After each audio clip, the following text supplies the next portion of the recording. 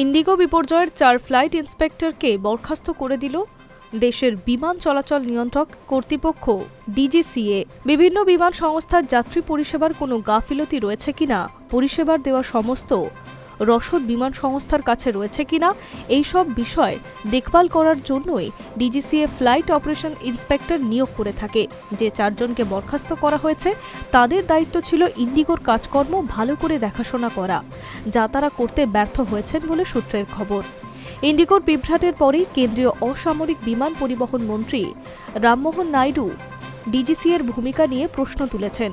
4 আধিকারিককে বরখাস্ত করে কি মন্ত্রীর তোলা গাফিলতির অভিযোগেই শিলমোহর দিল ডিজিসিএ? এই প্রশ্ন উঠতে শুরু করেছে বিভিন্ন মহলে। বিমান বিভ্রাটের জেরে 1 সপ্তাহেরও বেশি সময় ধরে ভোগান্তির শিকার হয়েছে বহু যাত্রী। এই পরিস্থিতিতে ইন্ডিগোর কাজকর্মে নজরদারি চালানোর সিদ্ধান্ত নিয়েছে ডিজিসিএ। বিমান সংস্থার সদর দপ্তরে ঘাঁটি গেড়েছেন ডিজিসিএর কর্তারা।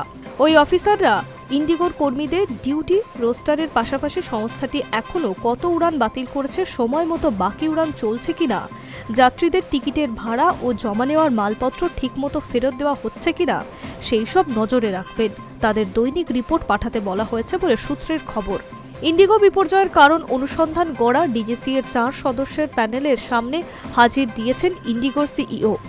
সাম্প্রতিক অব্যবস্থার পুঙ্খানুপুঙ্খ তথ্য সমৃদ্ধি রিপোর্ট চাওয়া হয়েছে তার কাছে। সূত্রের মতে, ঘটনা প্রবাহ যে তাদের ইচ্ছাকৃত ছিল না, কার্যত তারই প্রমাণ দেওয়ার দায় বর্তেছে সিইওর ওপরে।